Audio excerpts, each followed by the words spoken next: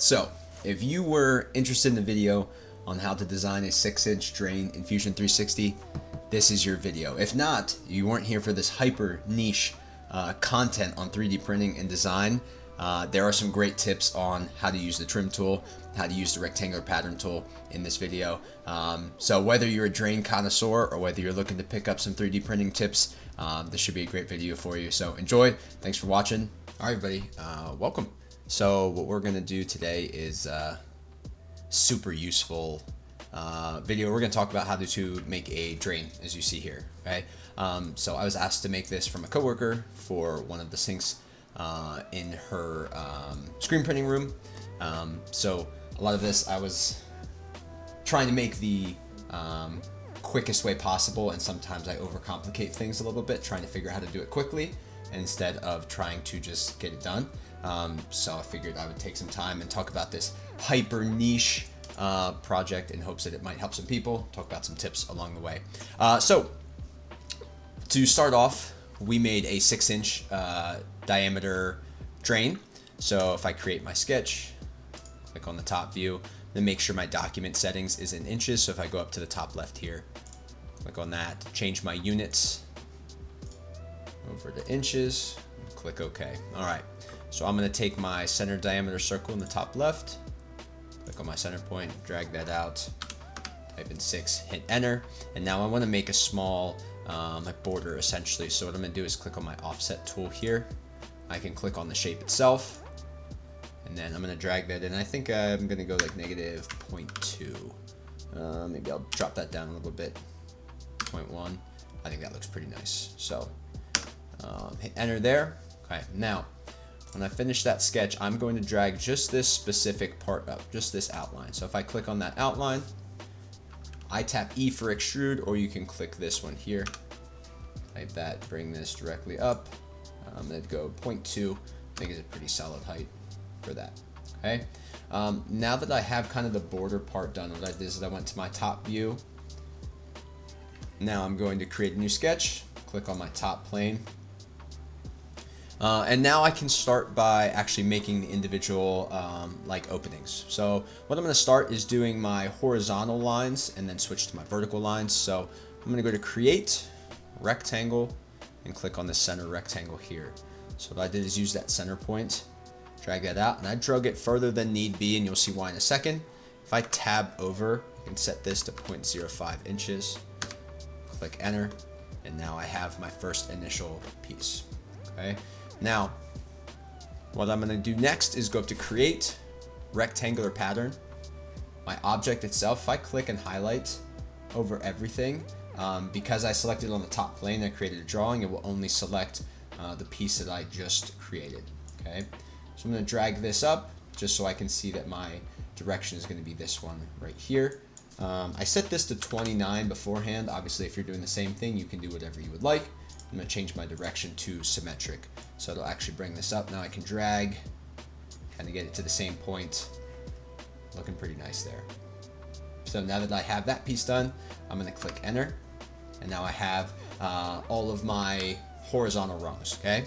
So now to adjust those, what I'm going to do is click on the center point one more time. And I'm going to create a circle that goes just out past, or just in from the border. Okay, so now that I've created one just in from the border, what I could do is take my trim tool, and again, this is one of the things, when I started this, I kind of went through and I was clicking every single one, and it just took forever until I realized that you could just hold in and kind of go over every piece like that, and it makes it far easier. Thus the reason we did that circle around the outside. So it essentially creates different shapes by cutting off the point, the rectangle itself at different points. So now I'm going to do this on one side, do the exact same thing on the other side.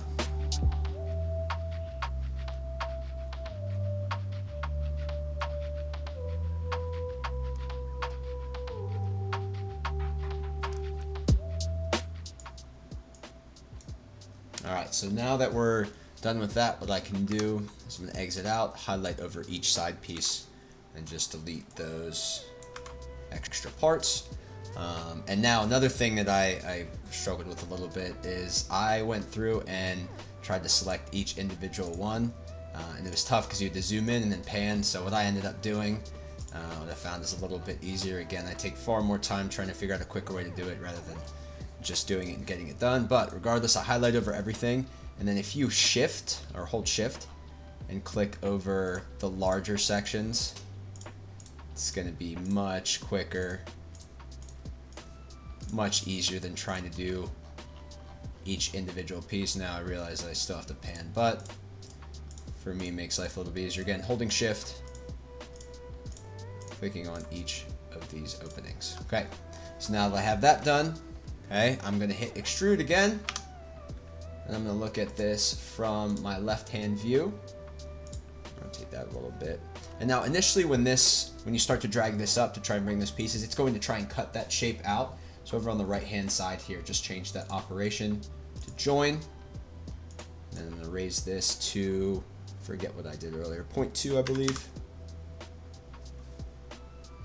That should be the one. Click enter. If I look at it from my home view again, you can start to see those horizontal lines or vertical, whichever way it's oriented. And now we're essentially just doing the same thing for the other side. Okay, clicking on set points, click create, rectangle, center rectangle.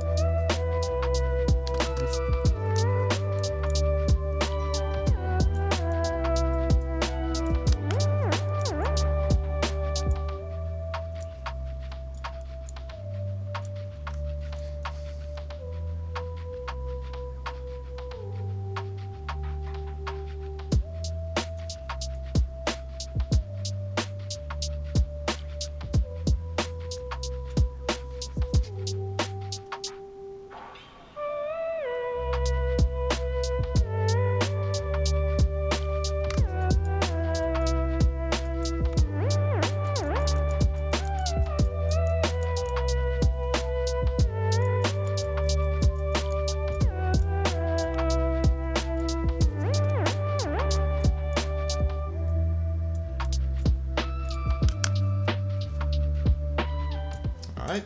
Oh! I missed one.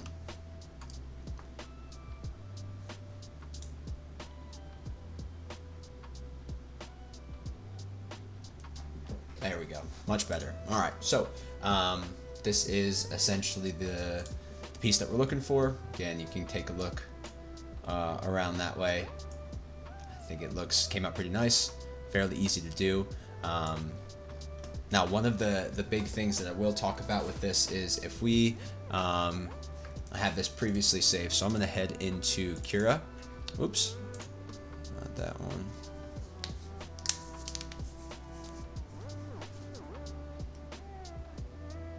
So if we head into Cura and I load this specific file, okay, one of the things that if it is in inches, just need to make sure you change that to it's set to 6 inches right now, so you'll just have to convert that into millimeters just based on Cura. So 6 inches to millimeters, Google's amazing, is 152.4. So if you set one of them to 152.4, that'll set it to the proper size for your drain. Again, it's a 6 inch diameter drain. Now, one of the things that I did have to do with this is as I put it on the printer when I first started it, it went very, very quick. So it was not able to do all of the individual lines well. So that is certainly something to keep in mind. I slowed my printer down to 50% and it seemed to make a big difference. So just hopefully that helps. Again, you can make this thinner or thicker depending on your piece, how it's going to sit, how you want it to look. Maybe this was a little too thick. Maybe I'll go 0.1 next time, about half that will kind of be a nice point to set up. But regardless, it's a pretty simple process. So hopefully you learned a little bit about the trim tools. And if you found yourself saying, you know what, I'd like to learn how to make a 6-inch drain in Fusion 360, is your lucky day. So thank you so much. If you have any questions, feel free. Also, I will post this on Thingiverse as well. If you'd like to grab this file, again, if you really feel the need to have a 6-inch drain STL file, that'll be up there for you. If you have any questions, feel free to leave them in the comments. Thanks for watching.